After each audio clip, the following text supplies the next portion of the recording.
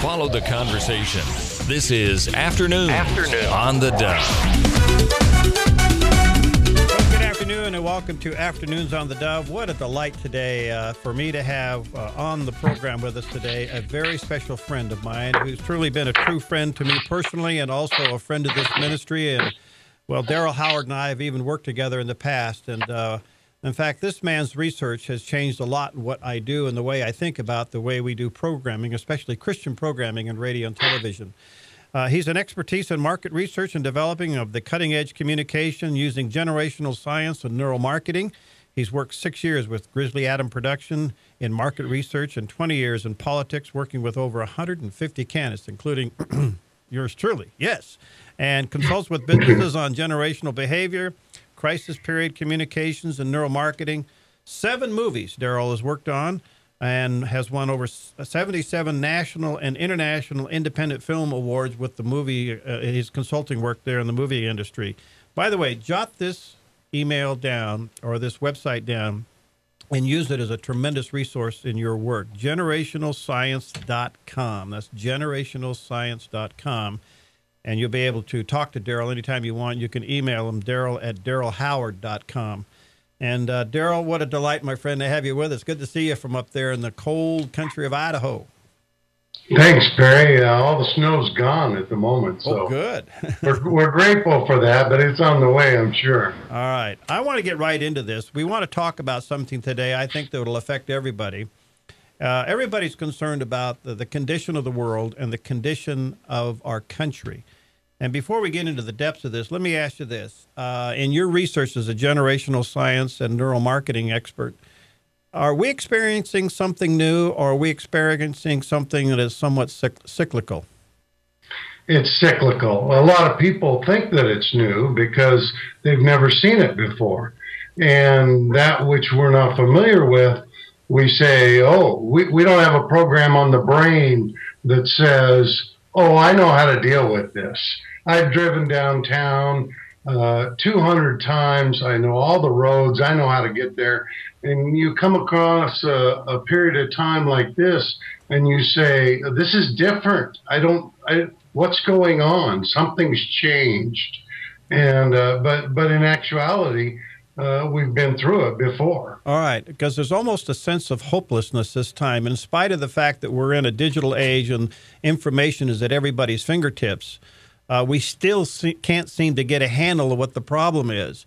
And so with that in mind, what led you to do this kind of research and to find out where we are? Well, Chuck Cellier, the president, CEO, supervising producer of Grizzly Adams, he passed away earlier this year. Several years ago, he had given me the book Generations, and he said, if you read this, you'll never lose another election. It was several years before I read it. I should have read it earlier. I'm sorry, mea culpa. That's all right. And everything's providential. That's right. So I saw the book, The Fourth Turning, by the same authors. I picked it up and I began to read it. And everything all of a sudden made sense. That generations repeat themselves, that these cycles of history repeat themselves.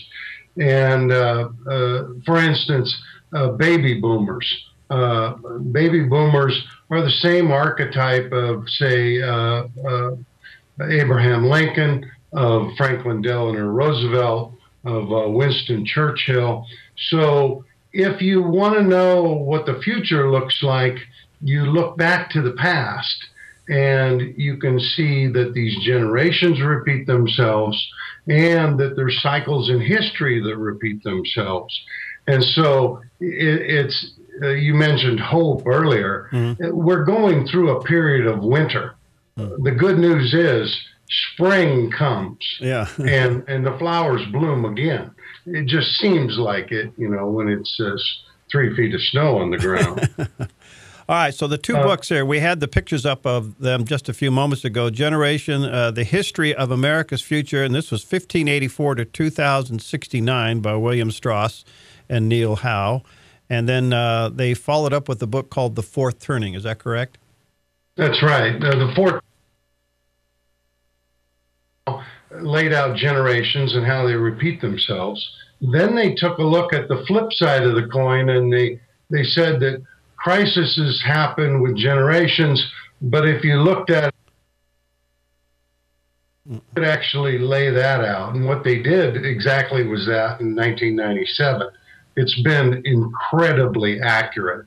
Let me give you a quote. What they said in 1997, an impasse over the federal budget reaches a stalemate. The president and Congress both refused to back down, triggering a near total government shutdown. The president declares emergency powers. Congress rescinds his authority. Dollar and bond prices plummet. The president threatens to stop Social Security checks. Congress refuses to raise the debt ceiling. Default looms. Wall Street panics. Wow. You could have written that yesterday. I mean, but to have had the foresight to write that back in 1997, it's huge. I mean, it's huge. Now, 1997, but you begin to implement this work about 2005 into your work, and how did you use that, and how did that come about? Well, we were asked by a top political consultant in Washington, D.C., to take the research that we were using for the movies and encapsulate that for some of his candidates. One of the slides that we used was actually a picture from the Great Depression of these two guys walking alongside the road. And funny enough, the billboard says, "Next time, relax, try the train." And we found out, shift gears, that there were two hit songs in the early 1930s, "Brother, Can You Spare a Dime?" and "We're in the Money," and just a few years apart, they were both hits. And so when they did change the billboards, all of a sudden it was men out of work keep walking, no work here, and it was sponsored by the Chamber of Commerce. So we were able to take that and use it to predict what people would like in movies, in emotions in the future. And that was one of the main reasons, really, that we were using it at the time. All right. Now, the other part of your research that is so fascinating to me, and the stuff that I now have incorporated even here at the Dove, is how you have looked at the various generations. And we're talking, you can get into that, from millennials up through the Xers to the silencers and all of that. Maybe you can highlight that. But how they meshed with the actual turnings of history. And let me ask you this. From your point of view, we're in a fourth turning. Is that correct? That's correct. All right. So how did the generational science and the turnings mesh, especially where we are today? Well, what Strauss and Howe found was that generations repeat themselves and the turnings repeat themselves, and they kind of interlock, like interlocking gears. And certain points in history, a new social mood strikes. And you can look at it over history, what those different strikes of mood. If we look at what the different turnings are, basically a new social mood comes about and a new turning happens. If we look back in history, you can think autumn, winter. And there's four turnings in history. The first turning is a high. If you think of post-World War II, you think of in Times Square, there's the famous kiss of the soldier kissing the gal in Times Square on VJ Day. Everybody was up, things were rolling. Okay, you can compare that to spring. And then in second turnings, all of a sudden you get into the 1960s and the 70s, and you get into the Cultural Revolution. I mean, the consciousness revolution, and actually big,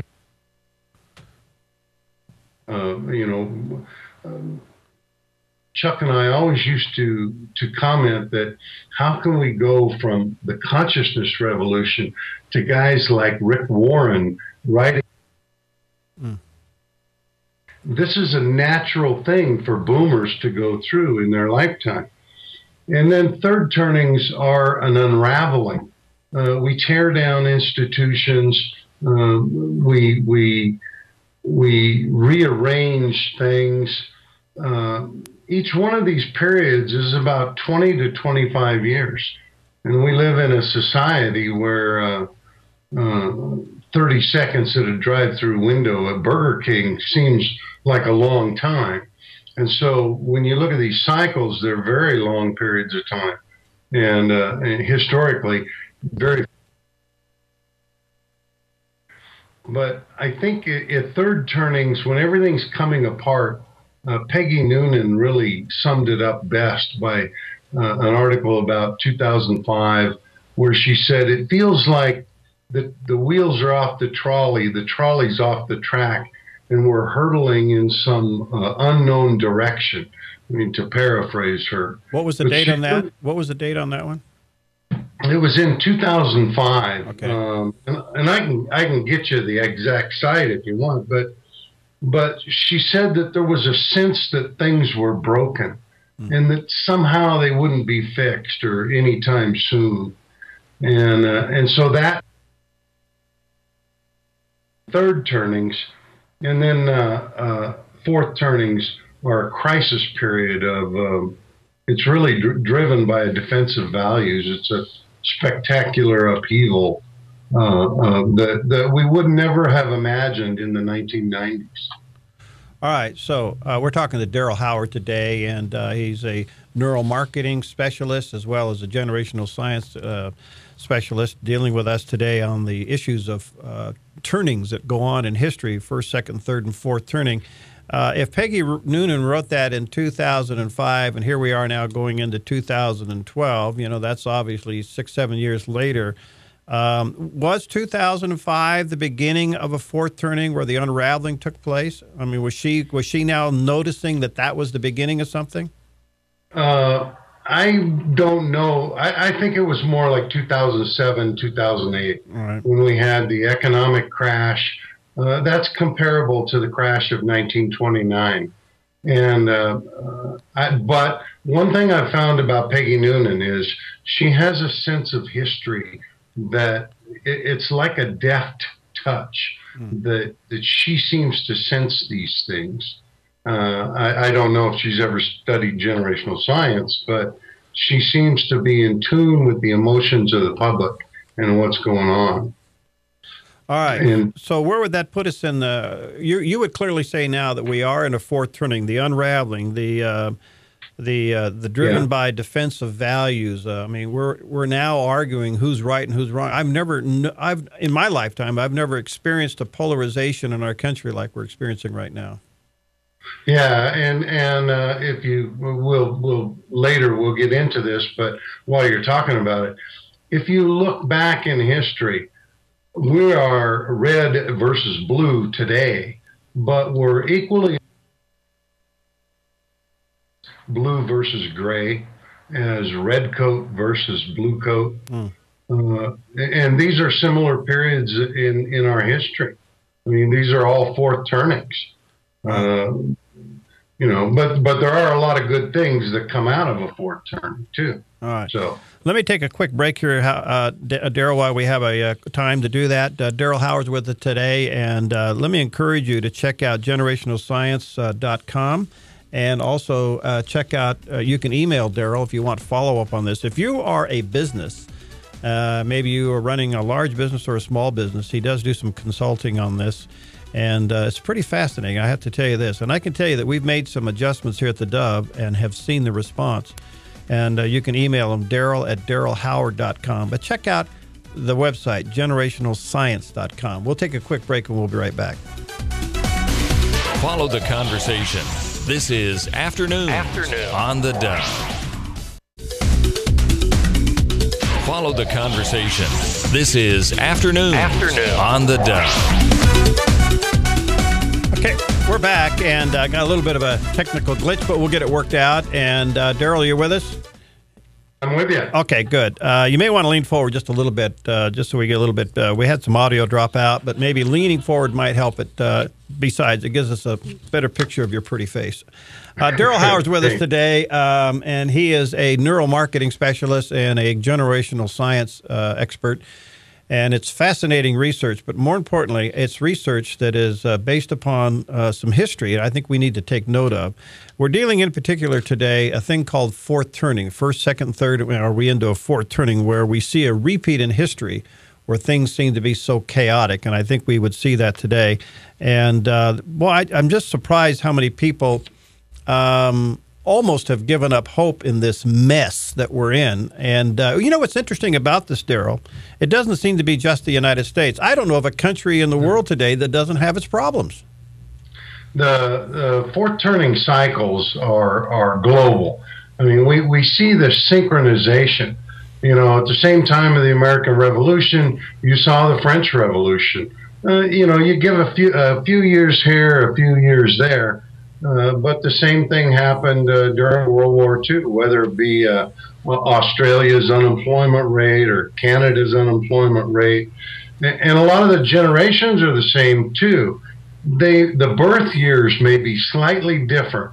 For instance, in Great Britain, the air raid generation is very similar to America's silent generation. We find the millennial generation, or Gen Y, some people call Gen Y, is worldwide too. In Germany, they're called the nose-off generation, as in no trouble. And so we see these similar characteristics throughout the world, both in generations and in turnings. All right, let's go back, say, 500 years and get some recaps of fourth turnings. And I see back on your chart here, I don't think we have this chart up, but we do have, well, I guess we do. All right, the Reformation, and go ahead with that. Yeah, well, every one of these cycles goes through, it's about 80 to 100 years, and they go through a first turning, a high, a second turning, which is usually some kind of an awakening, a spiritual history, the first Great Awakening, second Great Awakening, third Great Awakening, and then the consciousness revolution of the 60s. All of these were times of spiritual upheaval. And then we go into third turnings, and we see that things seem to come unraveling, whether it be in the Tudor Sakelum. A Sakelum is about 100 years. And we see the restoration, but then each one of these fourth turnings normally culminates in some kind of a war. The Armada Crisis, the War of the Roses, the American Revolution, the Civil War, the World War II. Usually these are border redefining wars. And so what I would anticipate, this fourth turning seems to be shaping up very similar to the Great Depression and World War II. I would imagine probably be some kind of a war. Maybe it's a cyber war. I don't know.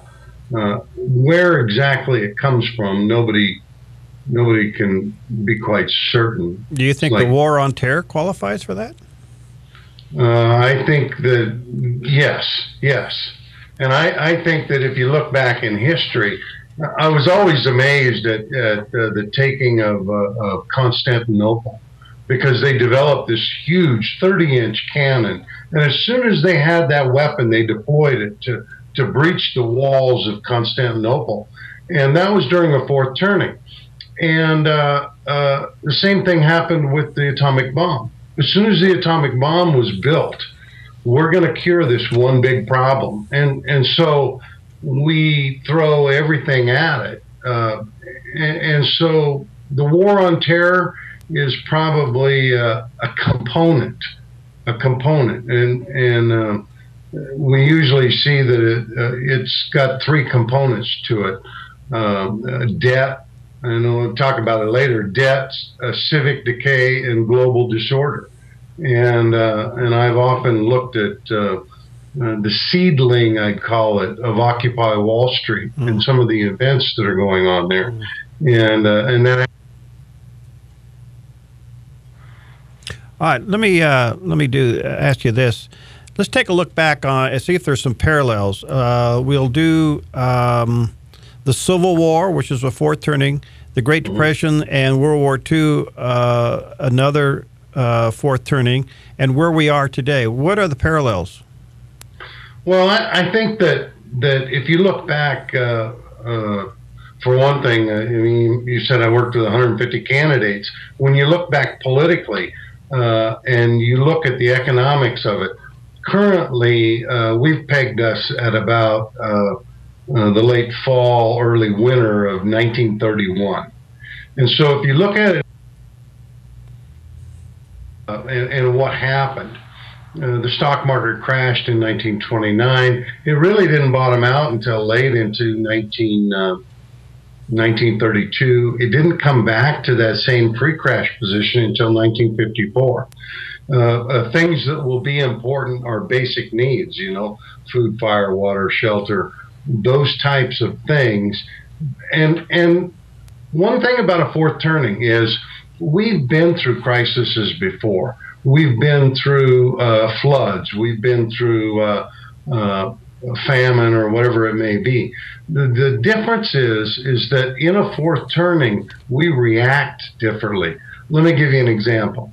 In 1993, the World Trade Center was bombed. It was bombed twice. In 1993, we formed a commission, and that was part of the process. And then in September 11, 2001, we react differently. We just take out two foreign countries. And so what happens speeds up. Private life slows down. Allstate has an ad, the back to basics, the simple things in life. You can have a vacation 10 feet from your front door. I mean, these really encapsulate where we're at emotionally. And then in businesses I consult with, how to talk emotionally to their consumers.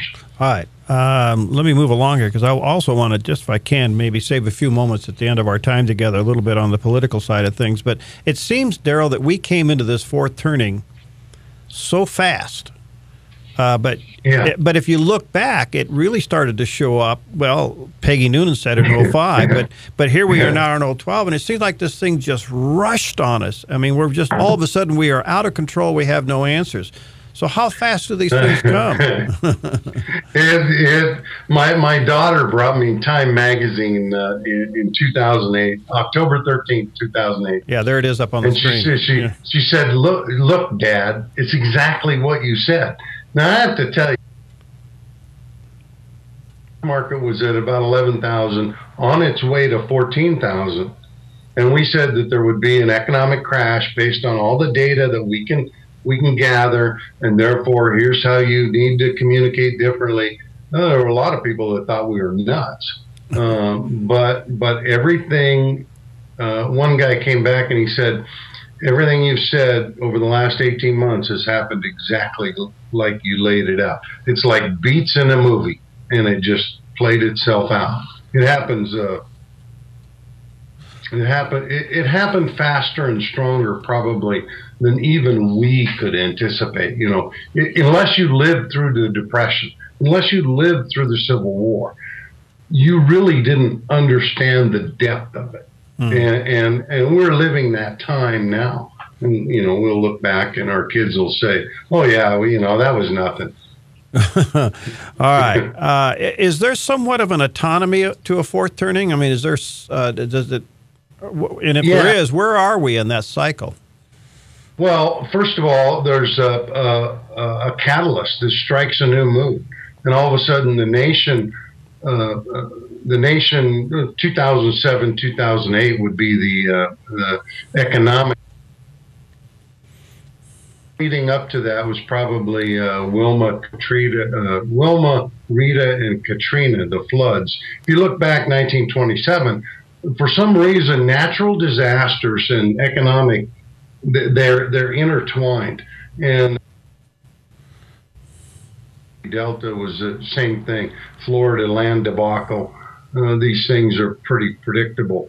So there's a catalyst that strikes a new mood. Then you enter a phase called the regeneracy, where we start throwing everything at it that we possibly can. We try, in FDR's time, in the Great Depression, it was the CCC camps, the WPA, the National Recovery Act, all the. Some of them worked, some of them didn't work. We were willing to endure faulty leadership. Because, well, he was doing his best, or the Civil War was the same type of thing. Hope he changey. Hope he changey. Yeah. A group publishing, Christian book publishing out of Loveland, Colorado. We had done a deal for them, I think, in 2006. And a presentation to their company, and hope would be the thing that would sell. And I look at Obama's campaign, and yeah, we told you hope, okay? You didn't do it. So the third thing that happens is a climax during this 4 parts of the turning itself. And it's kind of a sequence of events. And the climax is the equivalent to nature's raging typhoon. Everything that's not lashed down gets taken with it. And we build together everything we can to solve this one big problem, whatever the one big problem is. And then all of a sudden we have a resolution to it. We take Berlin. The Japanese surrender on the ship at the end of World War II. Lee surrenders to Grant. All these things, or even Cornwall's second surrenders to George Washington's second. Mm-hmm. That's the way that these things usually end. Wow. And so right now, I think we're moving out of the catalyst into the regeneracy. So this is a very early process. I've seen figures where it will last till about 2028. Originally, it said we were looking at 2025. Now it's 2028, which actually bodes well, because the more that baby boomers mellow in their wanting to implement their values, the easier the crises are if you look back in history. So it actually may bode well that it's kind of late and it's kind of easing its way into it. All right, let me take another quick break here, and then we'll come back. And I don't know if we can put a handle on this, so I'm going to have you back. I can tell you right now, we're not going to get all the way through this, but there's some interesting scenario. You just mentioned it, Darryl, and that was how baby boomers will begin to ease a little bit, and that brings in the generational science aspect of what you're telling us today. Darryl Howard is our special guest. He's a generational science and neuromarketing expert, and we'll be right back. Follow the conversation. This is Afternoon on the Dove. Follow the conversation. This is Afternoon on the Dove. Well, today we are really honored to have with us my good friend, Darryl Howard. Darryl is a generational science and neuromarketing expert. He does do consulting work with companies and individuals. And if you'd like to talk to him more about that, you can go to Darryl at darrylhoward.com, or let me encourage you to check out his website. It's a tremendous resource, generationalscience.com. As today we're talking about the mesh of and the melding together of generational science, how one generation responds to another, and how it mixes in with the turnings of history.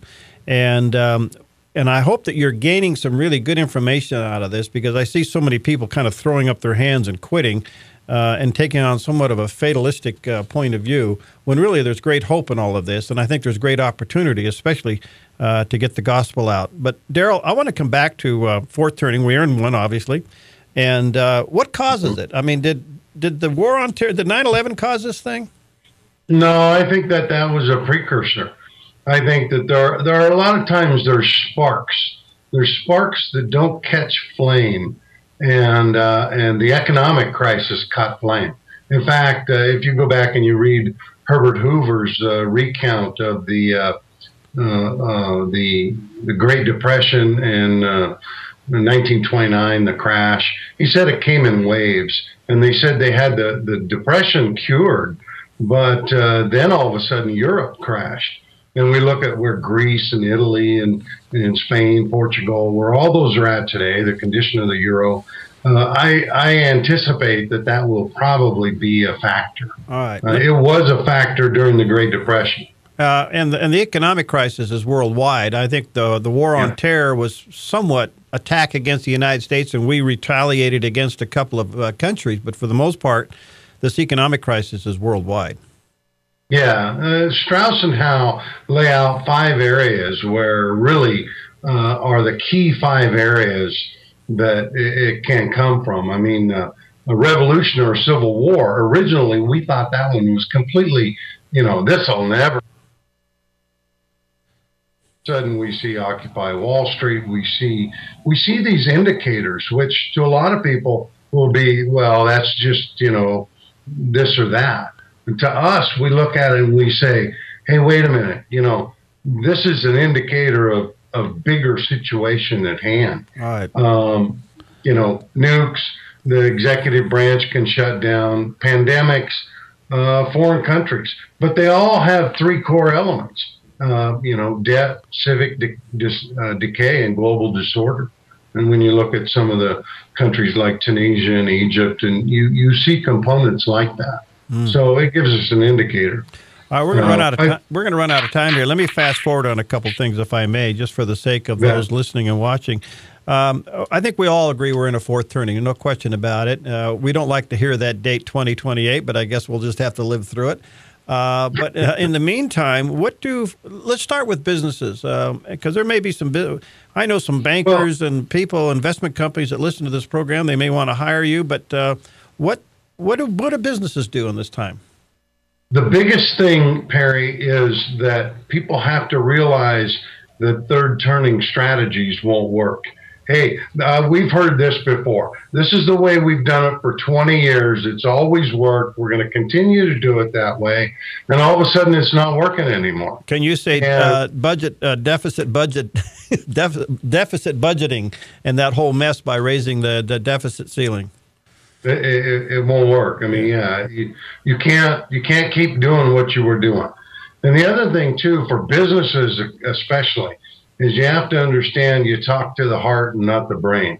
When everybody doesn't know where who owns their mortgage, the title to their car, whether they're going to have a job tomorrow, all of a sudden we follow our gut. We turn inward, and businesses have to learn to speak to that to the consumer. For families, I think it's equally important for families. What do they do? The thing is, they have to realize that elders are going to need to be more self-sufficient. This is like a long storm. And if you were to prepare yourself for a winter storm that was coming, how would you prepare your family? Well, you'd make sure that your kids were nearby. You'd make sure that if you didn't have a biological family, which a lot of Gen Xers don't, then you need to be part of something. You need to have non-biological family. A church. You need to be part of a church. Exactly. You need to be able to understand, it's not going to get better for a while.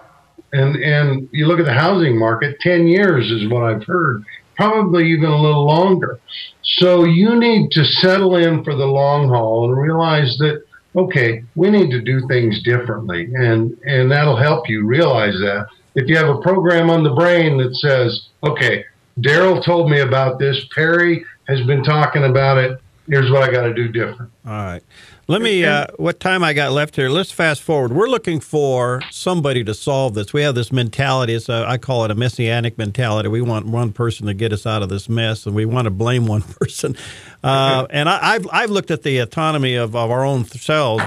There's the shock and awe. We wake up and we're in shock and awe of what's happening. The next one is what I call anger and blame. We get mad and we want to blame somebody. And unfortunately, too many of us stay in that stage. And then the third one is we take personal responsibility. We realize, I can't change it all, but I can fix what's around me. I can take responsibility and get control of my environment. But we're going into a presidential cycle. And you and I go down this road a lot, but how do you see it? I see it like the election of 1860. Republicans formed the party in 1856, or they started electing Republicans, I think, in 1856. By 1858, they had taken control of the United States House of Representatives. By 1860, they had taken control of the Senate, and they had elected President Lincoln. Everybody thinks, well, 1860 was when we elected Lincoln.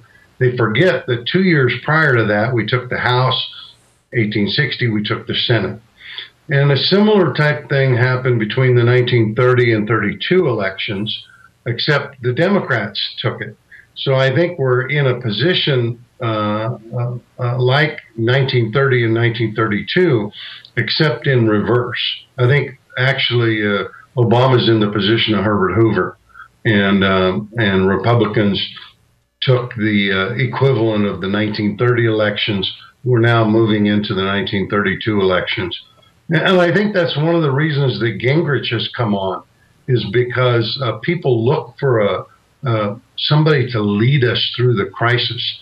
And they may see him as Strauss and Howe define in their book, The Fourth Turning, as a gray champion that comes out of the fog to wiser and older. And okay, this is the Winston Churchill of the day, I think, actually. All right. Him being a history professor and a history historian, that's got to play into his favorability as well, because he understands this stuff. And I might add, ladies and gentlemen, that Darryl's had the unique opportunity to make this presentation to the former speaker. So in some ways, he understands what you're talking about, but as a historian, he really gets it. He sees the cycle. Yeah, he understands the long, when you look back 500 years or you're looking ahead to the next 50 years, I think he understands probably better than most. And I think there's a difference between, and worked with a lot of politicians, there's a difference between people who want to get elected and people who want to do the right thing, even if it's not the right thing for them. And I think that's probably where we're at in history. You look, he had to win the Civil War, even though, it may kill him in the end. He had to win the Civil War. He had to save the Union. And that was paramount. FDR was very much the same way. And those are both baby boomers. And I believe that in this election cycle, we'll probably vote out the Gen Xer. President Obama's a Gen Xer. And we'll bring in a baby boomer. And currently, the front two baby boomers are Newt Gingrich and Mitt Romney. All right. By the way, I want to get you back. We need to go through the millennials, the Xers, the boomers, and the silencers, because I think that is a fascinating study. And I think every time I hear it, and people hear it, kind of go, yep, he's right. But do you think that Mitt or Romney or Herman Cain, or let's take Rick Perry, do they have this Churchillian appeal that Newt has? No, I don't. There is, for those who want to look it up on the internet, there's a story in Twice Told Tales by Nathaniel Hawthorne, and he talks about this great champion coming out of the fog during the Puritan generation, and how he was wiser, and And that's really, I can only convey it as an essence of, there's a feel to it. And I don't see that within or hear any of the other candidates looking at the problems in the same way that Gingrich has. There's plenty of opportunity, but I haven't seen it. All right. Darryl, thanks for your time. I want to get you back. I know we had to chop some of this a little short, but it's a fascinating study. We'll get you back on. I want to go through the generations because I think that is also a fascinating study, especially in today's culture. So we see how to witness to people, I think, is part of it. To extend God's love to people is part of it. So Darryl Howard's with the day, and check it out. GenerationalScience.com is his website. It's a tremendous resource. If you want to talk to Darryl directly, Darryl at DarrylHoward.com. And let me say to you businesses out there listening, you may want to call him and get him on your team because he can really help you understand and get some things going. Darryl, thanks, buddy. Say hi to Sandy and everything going on up thanks, there. Barry. Stay warm. God bless you, pal. We love you. See you, man. Thanks. God bless you, too. Okay. And we'll see you tomorrow.